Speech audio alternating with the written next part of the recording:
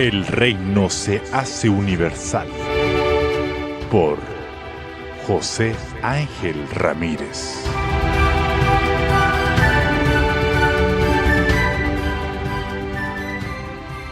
Evangelio según San Mateo, capítulo 21. Vamos a leer desde el verso 33 en adelante. Mateo capítulo 21, verso 33 en adelante.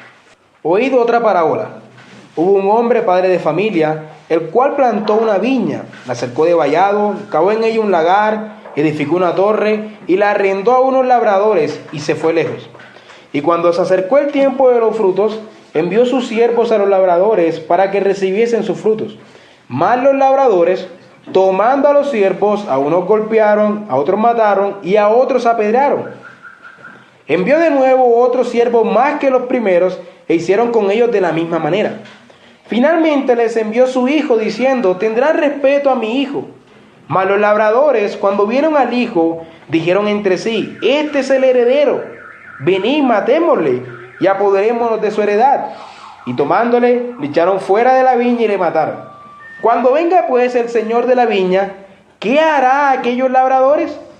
Le dijeron: a los malos destruirás en misericordia y arrendará su viña a otros labradores, que le paguen el fruto a su tiempo. Jesús les dijo: ¿nunca leísteis en las Escrituras? La piedra que desecharon los edificadores ha venido a ser cabeza del ángulo. El Señor ha hecho esto, y es cosa maravillosa a nuestros ojos. Por tanto os digo que el reino de Dios será quitado de vosotros, y será dado, el reino de Dios será quitado de vosotros, y será dado a gente que produzca los frutos de él. Y el que cayere sobre esta piedra será quebrantado, y sobre quien ella cayere le desmenuzará. Y oyendo sus parábolas, los principales sacerdotes y los fariseos entendieron que hablaba de ellos. Pero al buscar cómo echarle mano, temían al pueblo, porque éste le tenía por profeta. Capítulo 22. Respondiendo Jesús les volvió a hablar en parábolas diciendo: el reino de los cielos es semejante a un rey que hizo fiesta de bodas a su hijo, y envió a sus siervos a llamar a los convidados a las bodas. Mas estos no quisieron venir. Volvió a enviar a otros siervos diciendo: decida a los convidados: he aquí, he preparado mi comida. Mis toros y animales engordados han sido muertos y todo está dispuesto. Venid a las bodas. Mas ellos, sin hacer caso, se fueron, uno a su labranza y otro a su negocio. Y otros, tomando a los siervos, los afrentaron y los mataron.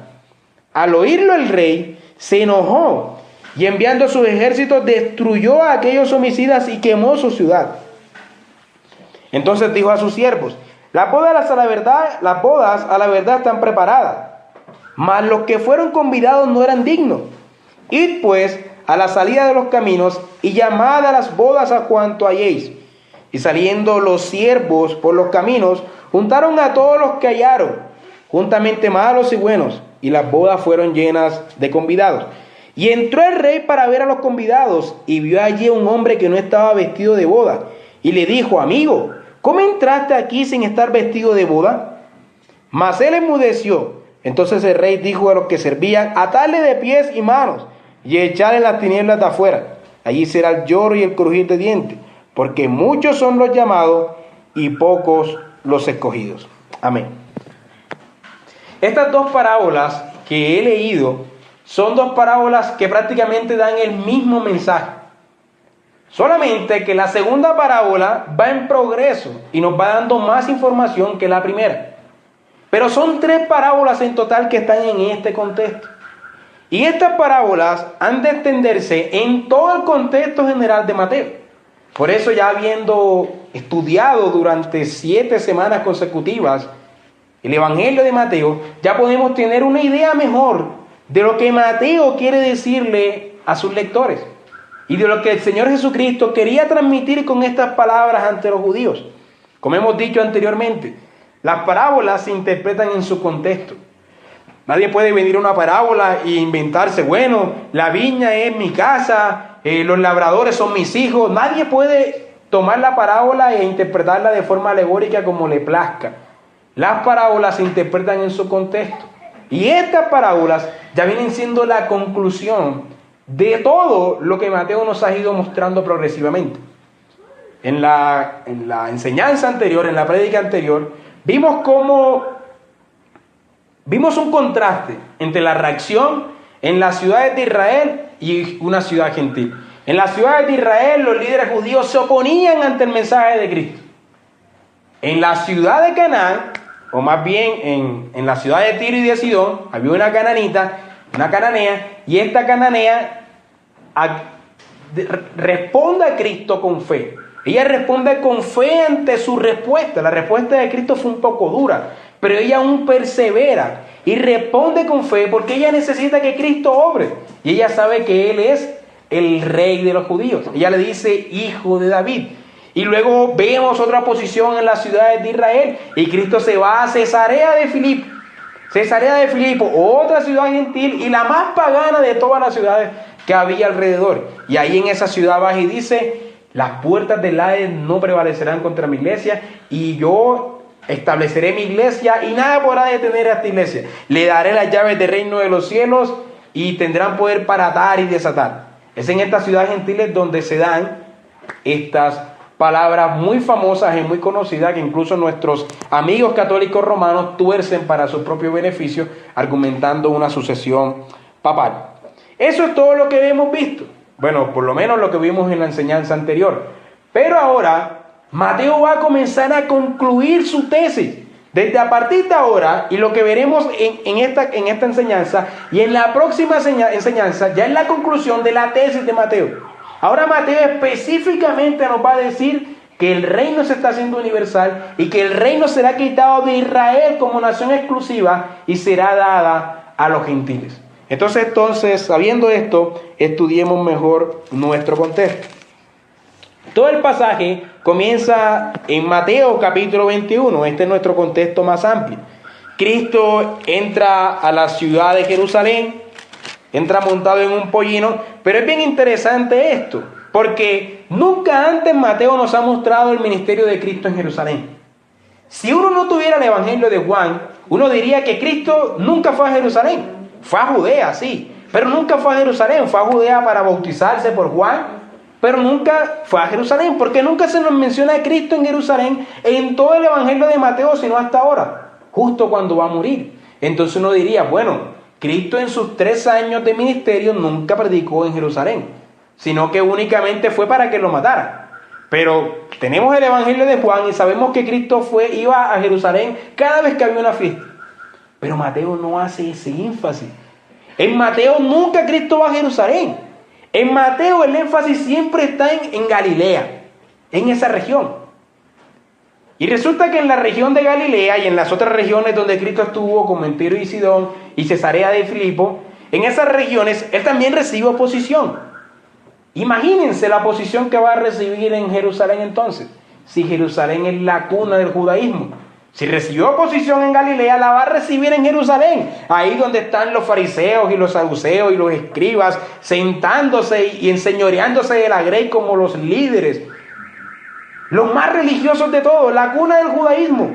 La oposición más hostil que va a recibir nuestro Señor evidentemente va a ser en este lugar, la cuna del judaísmo. Y Él llega, entra en un pollino, de acuerdo a la profecía que decía que Él entraría en un pollino, el hijo del rey entraría en un pollino, el hijo de David, y la gente comienza a gritarle, Hosana, Hosana al hijo de David. Pero estos que comienzan a gritarle, Hosana al hijo de David, son los que vienen con Él. El pasaje es bien claro en decirnos que la gente que venía con Él era la que gritaba, Hosana, Hosana al hijo de David, y la que ponía los ramos en el piso para que pasara el rey. Porque a veces creemos que eran los habitantes de Jerusalén, pero Mateo no dice eso. Mateo nos dice que eran los que venían con Él. ¿Y qué pasaba con los habitantes de Jerusalén? Bueno, estos preguntaron, ¿quién es este? Mateo capítulo 21, versículo 10. ¿Quién es este? Toda la ciudad estaba conmovida por lo que se veía. Y preguntaron, ¿quién es este? Y ellos respondieron, este es Jesús el profeta de Nazaret de Galilea. Es decir, un profeta entre muchos. Es lo que pensaban en Jerusalén. Si Cristo ha venido a Jerusalén, ha venido a limpiar su casa y a reclamar lo que es suyo. El rey ha llegado a juntar los hijos para sí. Es lo que luego se nos dice en Mateo capítulo 23. ¿Cuántas veces quise yo juntar tus hijos como la gallina junta los polluelos y no quisiste? Es lo que Cristo viene a hacer a esta ciudad, bueno, en cuanto a la vista humana. Pero sabemos que en cuanto a la vista divina, Cristo viene a morir. Y es lo que Mateo nos ha mostrado. Cristo está diciendo, es necesario que vaya a Jerusalén para que muera. Es necesario que los líderes israelitas me maten. Es necesario que sea desechado de los sumos sacerdotes y de los ancianos. Cristo lo ha venido anunciando. Pero Cristo viene y entra al templo a purificar el templo. Y cuando comienza a purificar el templo, le trajeron, dice, mi casa será llamada casa de oración. Recordemos que Cristo está entrando al lugar más santo de Israel. Acuérdense de los 10 niveles de santidad. Este es el lugar más santo. Pero aquí los fariseos habían convertido la casa de Dios en un negocio. Los fariseos, como dice el mismo Señor Jesucristo, cuelan el mosquito, pero se tragan el camello. Mientras son ortodoxos y religiosos y legalistas, al mismo tiempo tienen la casa de Dios como un negocio. Y Cristo viene a la casa y dice, mi casa será llamada casa de Dios. Pero entonces vienen los sacerdotes y se oponen, porque los niños comenzaron a gritarle, Hosana, Hosana al hijo de David. Y vienen los fariseos y se oponen y dicen los sacerdotes y dicen, ¿no estás escuchando lo que dicen estos niños? Y Cristo dice, ¿nunca leíste en las Escrituras? De los niños perfeccioné la alabanza, ¿nunca lo leíste?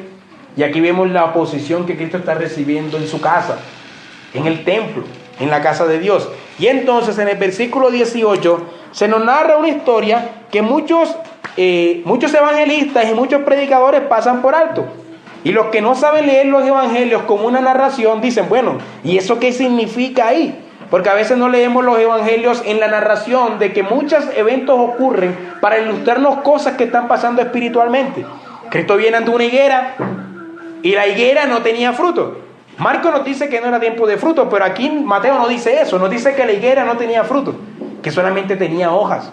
Es decir, esta higuera solamente tenía apariencias, pero no tenía frutos. Ha llegado su dueño, el dueño de la viña, ha llegado el rey a reclamar los frutos y no hay fruto en este lugar, solamente hay hojas, solamente hay apariencia. Israel se ve bonita, aparenta estar bien, pero no tiene frutos. Entonces Cristo dice, la maldice y dice, nunca nazca de ti más fruto. Y la higuera enseguida se destruyó y se secó y vinieron los discípulos. ¿Y qué ha pasado? Y uno dice, bueno, pero ¿por qué esta idea está aquí en el medio de todo esto? Porque inmediatamente viene Jesucristo otra vez al templo y los líderes, los saduceos y los sacerdotes se acercan y le dicen, ¿con qué autoridad haces tú estas cosas? Y esta idea de la parábola está en el medio. Hermano, la higuera es Israel. Esta parábola está en el medio por lo mismo. La higuera es Israel. Cristo ha venido a Israel y no ha hallado fruto. Así que Cristo decide maldecir a Israel. Y viene al templo y nuevamente recibe oposición. ¿Con qué autoridad haces estas cosas? Y Cristo les pregunta, ok, yo les voy a responder con qué autoridad hago estas cosas, pero ustedes deben contestarme, ¿de quién era la autoridad de Juan? El bautismo de Juan, perdón, ¿de quién era? ¿Del cielo o de la tierra? Y ellos, se nos muestra su hipocresía, pensaron, bueno, si decimos del cielo nos dice, ¿y por qué no lo creíste? Y si decimos de la tierra, entonces tenemos al pueblo porque lo tienen por profeta y nos pueden hacer algo. Hipócritas. No tienen una decisión tomada, sino que quieren aparentar. Tienen solamente hojas, no tienen fruto, quieren ser aparentadores. Son hipócritas, son actores. Y entonces en este contexto y ante esta posición, Cristo da 3 parábolas. La primera parábola no la leímos, pero la parafraseo para ustedes. Cristo dice que había un señor que tenía 2 hijos. Y mandó a sus 2 hijos ir a trabajar a mi campo. Uno dijo, no, pero al final fue y hizo el trabajo. Y otro dijo, sí voy, y al final no hizo nada. Y entonces Cristo dijo, ¿quién de los 2 hizo lo correcto? Bueno, el que primero dijo no, pero que luego actuó. Ese hizo lo correcto. Y Cristo dice, exacto.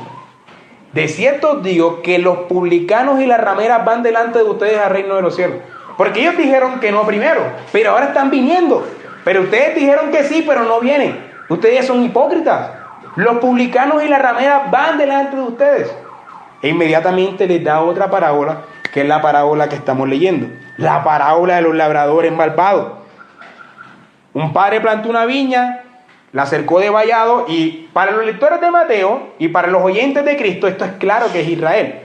Y hace un tiempo predicamos esta misma parábola, hace como unos 4 meses creo, y explicamos que en Isaías 5 se nos menciona la misma parábola referente a Israel. Israel es la viña.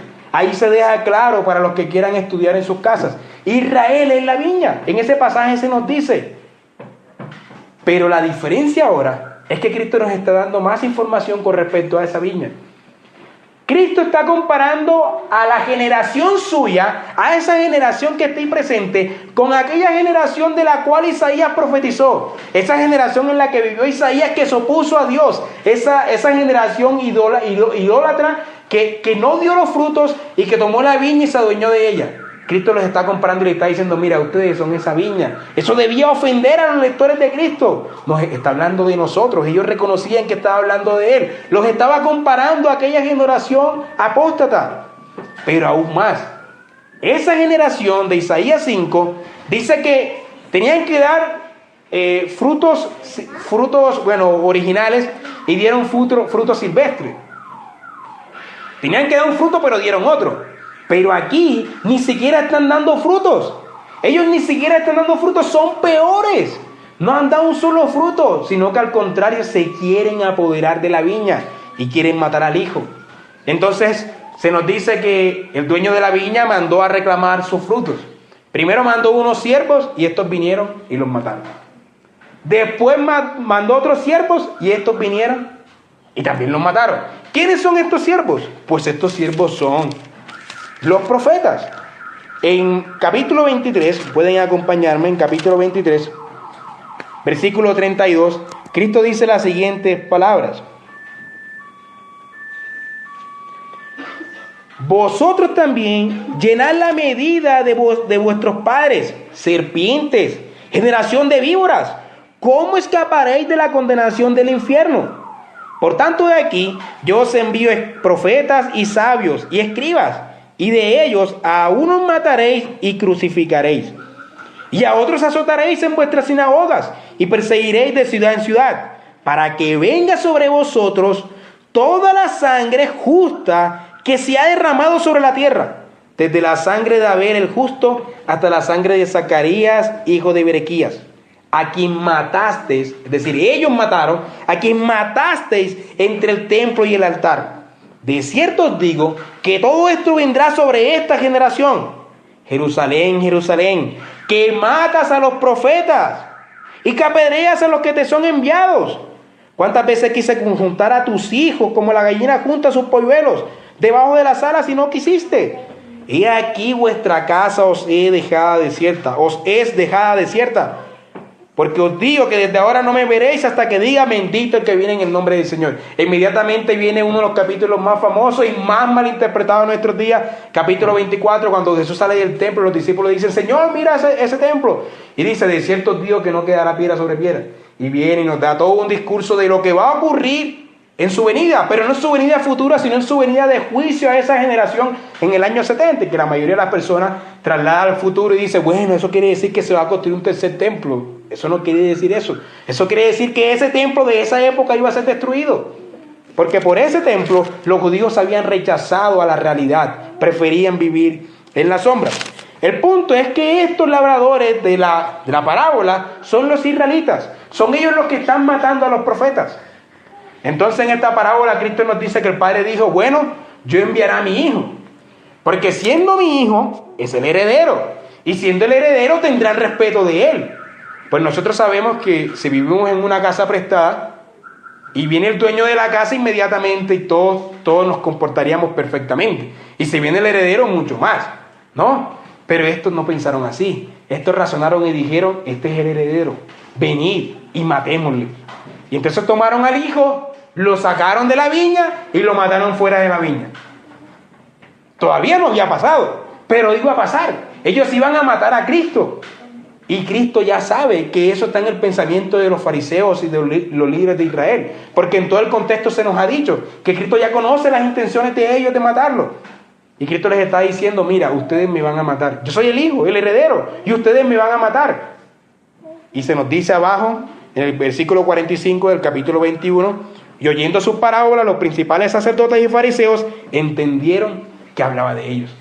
Ellos sabían que estaba hablando de ellos porque ellos querían matarle. Entonces, Cristo les hace una pregunta. Cuando venga el Señor de la viña, ¿qué hará aquellos labradores? Y ellos saben lo que harán, porque lo que están haciendo es injusto. Y ellos dicen, bueno, a los malos destruirá sin misericordia y arrendará su viña a otros labradores. Hermano, aquí hay dos cosas. Los malos van a ser destruidos sin misericordia y otros van a recibir la viña. Esto es todo lo que hemos venido diciendo a lo largo del Evangelio de Mateo. Los judíos van a ser destruidos. Judíos como nación exclusiva serán destruidos. A ellos se les quitará el reino. Y la viña será dada a otro pueblo. A los gentiles y por supuesto a los que se nos dice en la parábola anterior. A los publicanos y a las rameras dentro de Israel. A aquellos que iban delante de los fariseos y de los líderes de Israel al reino de los cielos. Pero ya los fariseos saben. Ellos saben que habla de ellos y estas respuestas, estas palabras son de la boca de ellos. Son ellos los que están diciendo, a los malos destruirá sin misericordia. Es decir, a sí mismo, tal como ocurrió en el año 70, a esa generación, a esos malos destruirá sin misericordia. Y la viña pasaría a otro pueblo. Es decir, la evidencia de la destrucción, o más bien la destrucción de Israel en el año 70, es la evidencia de que el reino ha sido dado a los gentiles. Lo mismo que ocurrió en el capítulo 8, cuando vimos al centurión romano con su gran fe que Cristo alabó. He aquí, ni aún en Israel ha hallado tanta fe. En ese momento Cristo dijo, los hijos del reino serán echados fuera y el reino será dado a los gentiles. Vendrán del oriente y del occidente y se sentarán con Isaac, con Jacob y con Abraham en el reino de los cielos. La misma declaración. Ellos van a gozar de los privilegios del pacto. Entonces, ante esta respuesta, Cristo les dice, ¿nunca leíste en las Escrituras? La piedra que desecharon los edificadores ha venido a ser cabeza del ángulo. Él es la piedra sobre la que Israel debía construir. Pero Israel prefirió construir sobre la arena. Como capítulos antes ha dicho Mateo. Cuando dice que uno debe construir sobre la roca y no sobre la arena. En Mateo capítulo 7. Está diciendo lo mismo aquí. Israel prefirió construir sobre la arena. Hermanos, ¿qué edificador preferiría construir sobre la arena que construir sobre una roca firme? Ninguno. Es absurdo. Solamente los israelitas harían eso. Desecharían a la piedra angular, a la piedra perfecta. Nos dice un salmo, en vano trabajan los edificadores si Jehová no construye la casa. En vano estaba trabajando esta nación si Jehová no estaba detrás de esta edificación. Es lo que Cristo les está diciendo. Pero esta piedra que ellos desecharon no es una piedra cualquiera. Inmediatamente se nos va a decir cuál es esa piedra. Versículo 40. Por tanto os digo que el reino de Dios será quitado de vosotros y será dado a gente que produzca los frutos de él. El reino, ahora lo dice Cristo con sus palabras, será quitado de ustedes y será dado a los gentiles. La palabra gente aquí es etnia. Ahora, esta palabra se puede usar para Israel también. Pero aquí nos da la idea, por todo el contexto de Mateo, de etnia de otros pueblos, de otra gente, de otra nación, es decir, de los gentiles. Y dice, y el que cayere sobre esta piedra será quebrantado, y sobre quien ella cayere le desmenuzará. Pero anteriormente Cristo ha dicho, no es cosa maravillosa ante nuestros ojos. No es maravilloso que los israelitas hayan desechado esa roca para que ahora esa roca sea de los gentiles o de todas las naciones. Eso no es maravilloso ante nuestros ojos. Es ciertamente maravilloso. Y el que cayere sobre esta roca será quebrantado, y sobre quien ella cayere le desmenuzará.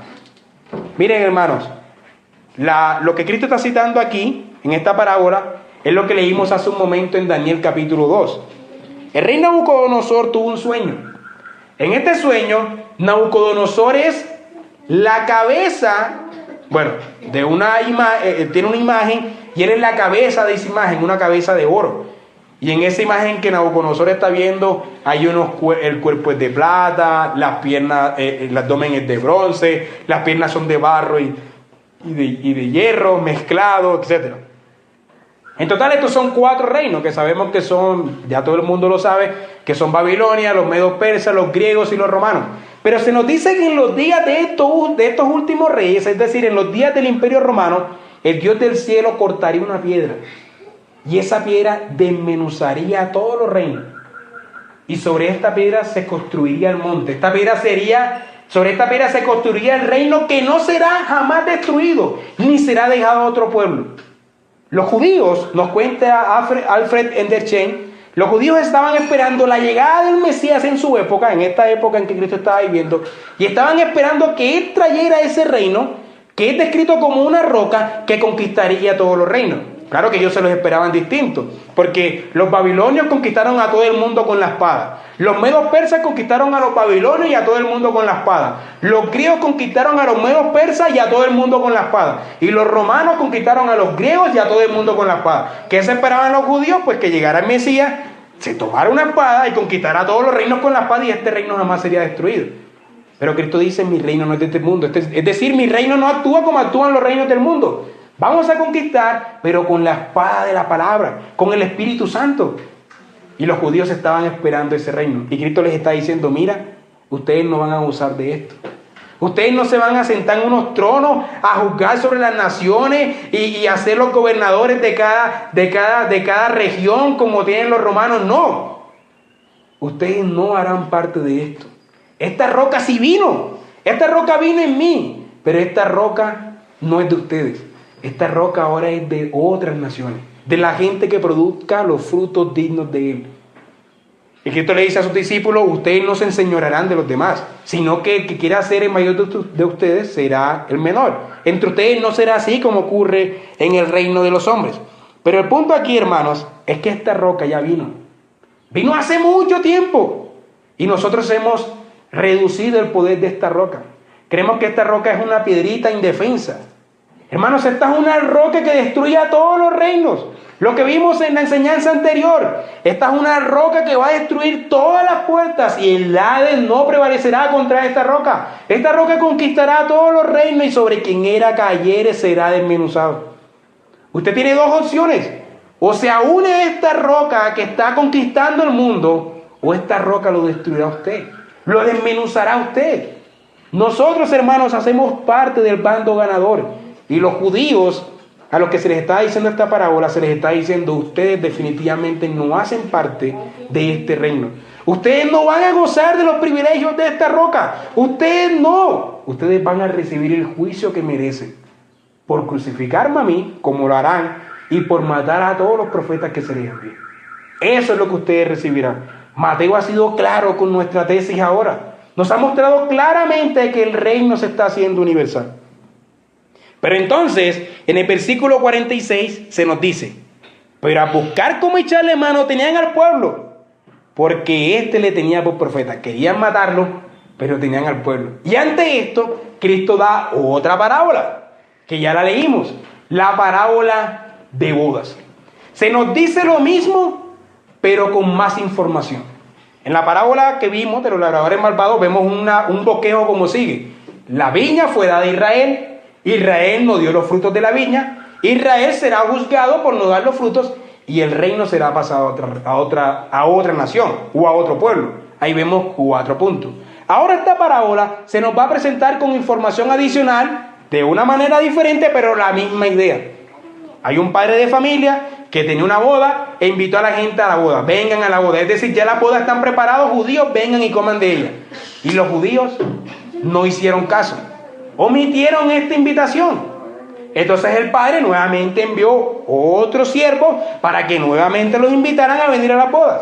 Y fueron estos siervos, los invitaron, y se nos dice que unos no les prestaron atención, otros se dedicaron a sus labores, y otros los cogieron y los mataron. Así como se nos dijo en la parábola anterior. Entonces cuando el dueño, el padre de bodas, se enteró que habían matado a sus siervos, dijo: destruid a ellos y quemar su ciudad. Y aquí se nos agrega una información: no solamente serán destruidos ellos, sino que su ciudad será destruida. Y eso fue lo que pasó en el año 70. No solamente el liderazgo de Israel fue destruido, sino que esa ciudad como tal, Jerusalén, sus muros, su templo, todo fue destruido por tener su confianza en esas cosas físicas. Y aquí se nos agrega esa información: y quemar su ciudad. Entonces, cuando eso ocurrió, cuando fueron destruidos, el Señor dijo: a la verdad las bodas están preparadas y se tienen que celebrar. Así que vayan a la salida de los caminos y traigan a cuanto halléis. Traigan a todos los que encuentren, vayan y salgan. Una invitación a ir a otro pueblo. Nuevamente el pueblo será dado a otra gente. Hermanos, como se nos dice en el capítulo 8, vendrán del oriente y del occidente y se sentarán con Isaac y Jacob en el reino de los cielos. Se sentarán en esta boda. Id a la salida de los caminos. Esta es otra manera de decir: id y hacer discípulos a todas las naciones. Porque la salida de los caminos se supone que son los caminos aquellos en donde están los gentiles. Id allí y coged a cuanto halléis. Id y hacer discípulos a las naciones. Entonces vinieron y había uno que no estaba invitado a la boda. Y el padre vino: ¿cómo tú estás aquí si no tienes ropa para boda? Es decir, dentro de este pueblo que está entrando ahora, es decir, entre nosotros, también hay trigo y también hay cizaña. Hay algunos que sí y hay algunos que no.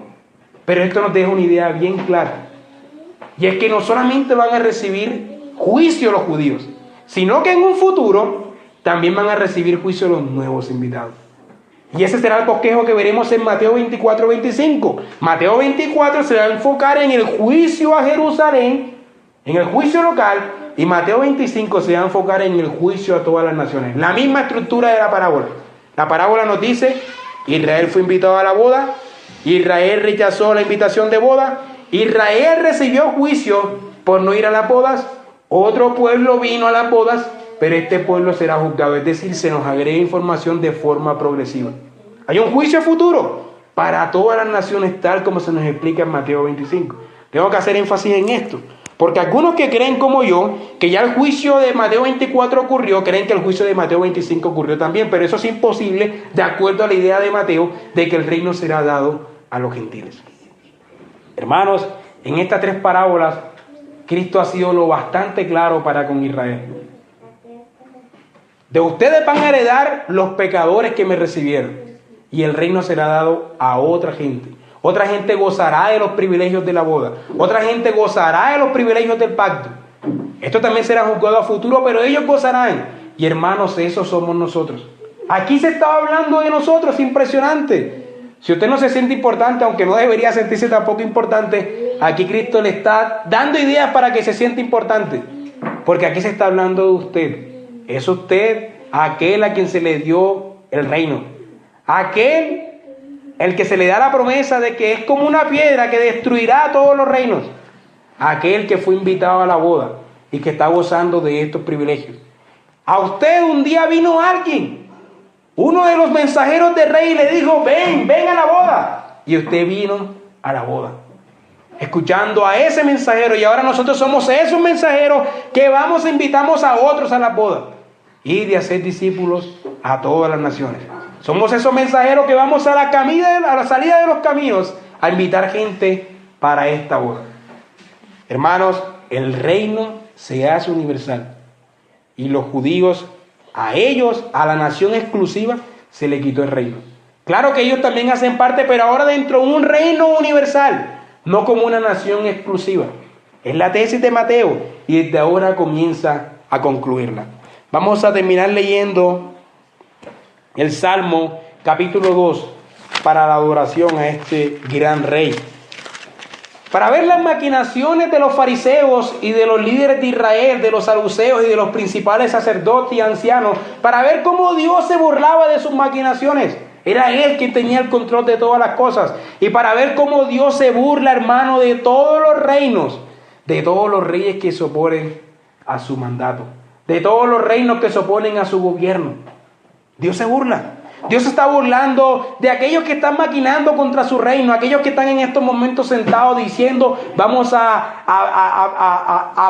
plasmar la ideología de género y el aborto y todo lo que sea contrario a la cosmovisión cristiana. Eso vamos a establecerlo a través de los medios de comunicaciones, a través de las universidades, a través de los gobiernos. Vamos a imponer esto. Hermanos, el que está en los cielos se está riendo, porque no van a poder triunfar ante su reino. Todos aquellos gobiernos que dicen: no, los cristianos aquí están prohibidos en nuestras naciones, como en China y en otros países donde no se pueden congregar fácilmente. El que está en los cielos se ríe de ellos. El que está en los cielos está conquistando progresivamente. El Salmo capítulo 2. El Salmo 2. ¿Por qué se amotinan las gentes y los pueblos que piensan cosas vanas? Se levantarán los reyes de la tierra y príncipes consultarán unidos contra Jehová y contra su ungido, diciendo: rompamos sus ligaduras y echemos de nosotros su cuerda. Es decir, desliguémonos de su ley, desliguémonos de su gobierno, desliguémonos de su soberanía. Nosotros tenemos el control cual Adán. El que mora en los cielos se reirá. El Señor se burlará de ellos. Luego hablará a ellos en su furor y los turbará con su ira. Pero yo he puesto mi rey sobre Sión, mi santo monte. Yo publicaré decreto. Jehová me ha dicho: mi hijo eres tú. Yo te engendré hoy. Pídeme y te daré por herencia las naciones. Hermano, ese no es usted. El hijo aquí que está pidiendo es Cristo. Y él ha pedido la herencia de las naciones. ¿Usted cree que el Padre no escuchará la oración de su hijo? ¿Usted cree que el Padre no escuchará la oración de Cristo, que murió por nosotros y que murió siendo obediente a su Padre? Si Cristo ha pedido la herencia de las naciones, esa herencia se le dará. Disminuir la herencia de Cristo es creer que el Padre no tiene poder para escuchar la oración de su Hijo. Y como posesión tuya, los confines de la tierra. Los quebrantarás con vara de hierro, como vasija de alfarero los desmenuzarás. Los conquistará, hermanos, los quebrantará. Ahora pues, sabiendo esto, hermanos, oh hombres presentes aquí, sabiendo esto, ahora pues, oh reyes, sed prudentes, admitid amonestación, únanse a este reino que está conquistando todo, jueces de la tierra, servid a Jehová con temor y alegraos con temblor, honrad al Hijo, para que no se enoje y perezcáis en el camino, pues inflama de pronto su vida. Bienaventurados todos los que en él confían. Hermanos, bienaventurados ustedes si confían en este rey. Bienaventurados. Y si no confían, les pasará como a los judíos. Amén.